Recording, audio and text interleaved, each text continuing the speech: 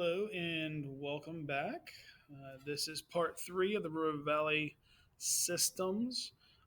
This week we are going to be discussing the first monotheistic religion known as Judaism.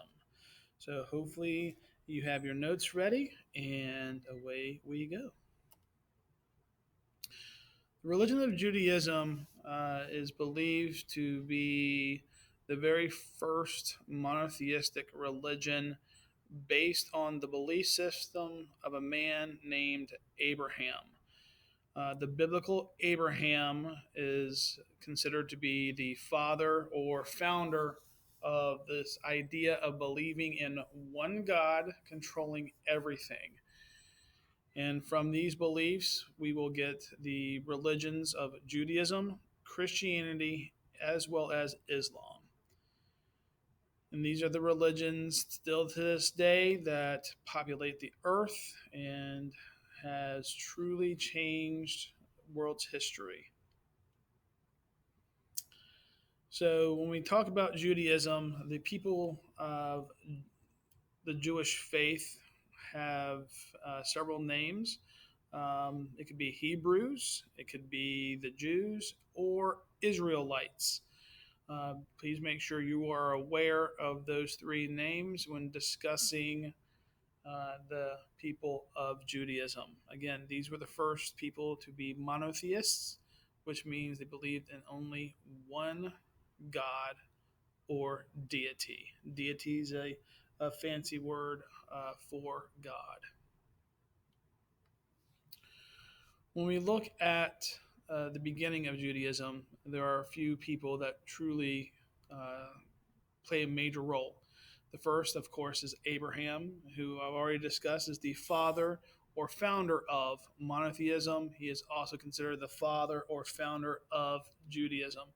So in world history, we tend to use the word father or founder um, for someone who starts a belief system or um, some type of. Later on, we'll talk about the father of democracy when we get to our Greece unit. So it's definitely a phrase that we use throughout this course. The other individual is, let me get this off of here for you guys, is Moses. Both of these gentlemen are discussed in the Bible, even though they are prophets for Judaism. The Christian faith also discusses these individuals as well. We have Moses, whose major role was to free the Jews out of slavery from Egypt. If you saw the movie Prince of Egypt, that's animated movie regarding Moses' life. Another famous movie is The Ten Commandments by Charlton Heston, who I believe won an Academy Award for his role as Moses. So this is called the Great Exodus, when Moses takes the Jews out of Egypt. According to the biblical story, he parts the Red Sea and allows the Jews to escape the Pharaoh's wrath. And is in celebration that he goes on Mount Sinai and receives the Ten Commandments from God, according to the scriptures. These commandments are moral codes and how people should be acting. We'll talk about that a little bit later on in this presentation.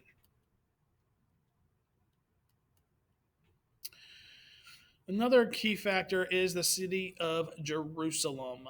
We discussed this a little bit earlier in our prehistory unit when we talked about Jericho and how close Jericho was to Jerusalem. On this map, you can see that Jerusalem is represented by this star. It is the capital of Israel and still remains that to this day.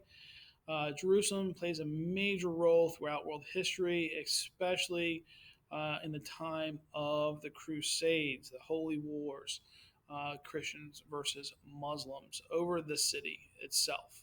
So Jerusalem plays a major role, is very important to the three monotheistic religions of Judaism, Christianity, and Islam still to this day. But again, it is the capital of Israel and plays a major role in the medieval Crusades. So, what exactly was Abraham's role?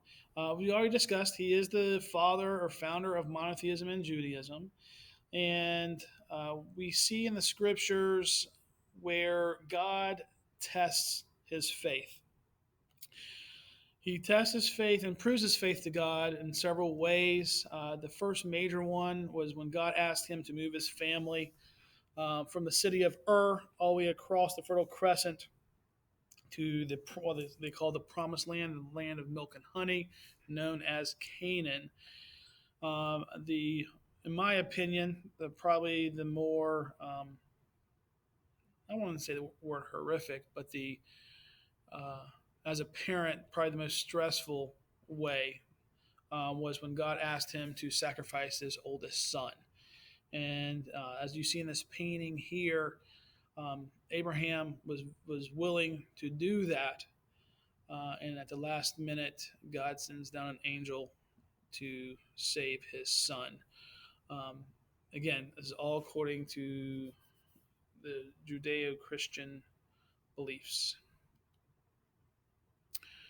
So, what role does Moses have?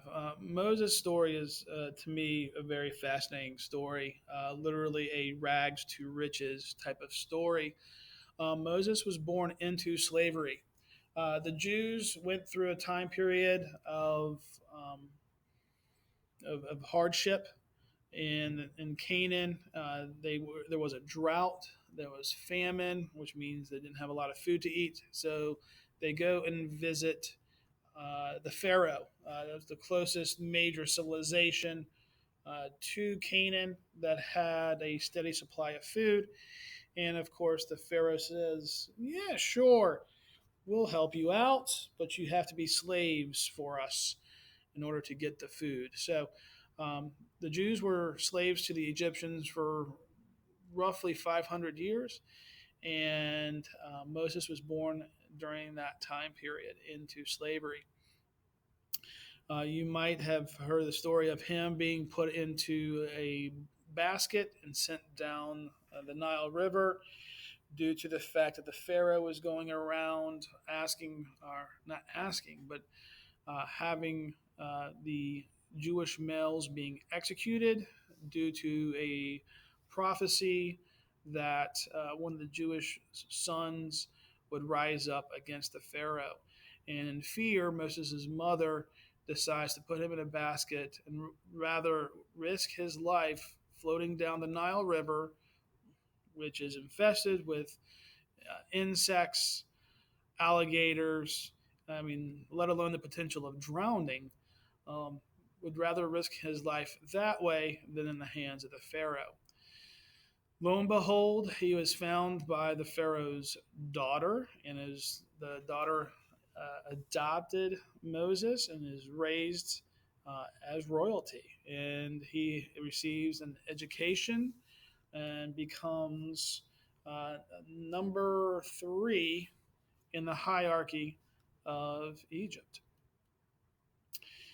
He will later on become a prophet, which is a messenger of God, and it is revealed to him through a series of revelations, dreams, visions, whatever you want to call them, that who his true identity was, that he was not of Egyptian blood, but of Jewish heritage. And in turn, he decides to um, put it on himself to free the Jews from slavery. And as I mentioned earlier, this is when he takes the Jews and parts the Red Sea, and they escape from the Egyptian military chasing after them. And it was after that that he does receive the Ten Commandments and has the law code delivered to him according to scriptures by God. So these Ten Commandments we'll talk about in a little bit more detail, not as numbers 1 through 10, but more of as a whole, what are the Ten Commandments? But before we do that, let's talk a little bit about the beliefs, traditions, and customs of Judaism. So, as we've mentioned multiple times already, they are monotheistic. They believe in only one God. The opposite of that is polytheism, which we discussed earlier last week. The Hebrew word for God is Yahweh, so please make sure you understand that one. Their holy book is the Torah. Please do not call the Torah the Jewish Bible. Bible is a Christian holy book. So to be respectful to others' cultures, please understand that the Torah is the holy book of the Jews. And in the holy book, we would find the written records, histories, and beliefs of the Hebrew people.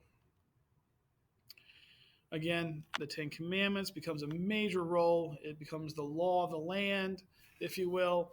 It states that there are certain religious and moral ways to behave, and we need to follow those. So again, there is an image of a traditional Torah. You can actually purchase a Torah at a local bookstore like Barnes and Noble. I'm sure Amazon could deliver one as well. In the traditional idea of what a book looks like, but here is in a synagogue, which is the Jewish place of worship, is a traditional Torah scroll. Again, it is the holy book and contains the history of the Jews. If you are familiar with the Christian Bible, the first 5 books are known as the books of Moses, and that is the history of the Jewish people.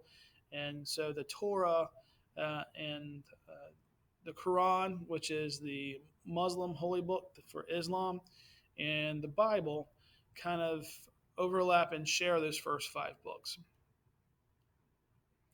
Again, religious traditions can also be found in the Torah as well. So the Ten Commandments, in this image here, that is Hebrew that you see there on the 2 tablets. Again, it's the Hebrew moral code of conduct, religious code of conduct, how one should behave or what they should not do. Again, the idea of the Ten Commandments gives the individual free will, the choice of to do something or not to do something. And the big thing about the Ten Commandments is that each commandment does not have a punishment. So if you, it does not say, if you look at the Ten Commandments, it does not say on there, if you break commandment number 1, that this was going to happen to you. If you break commandment number 8, this is what's going to happen to you. In the scriptures, it does talk about a spiritual punishment, the idea of sin by breaking a commandment. But that is as far as a direct punishment. There is nothing written down saying what would happen to you. Completely different than what we learned about last week with the Code of Hammurabi. So how does Judaism spread? As you see in this cartoon here, this gentleman's being forced out of the city limits by the judge for whatever he did. And so this is kind of what happens to the Jews. It is known as exile. Local governments that will start to control and take over that region where the Jews had settled would eventually be caused, or we'll try again.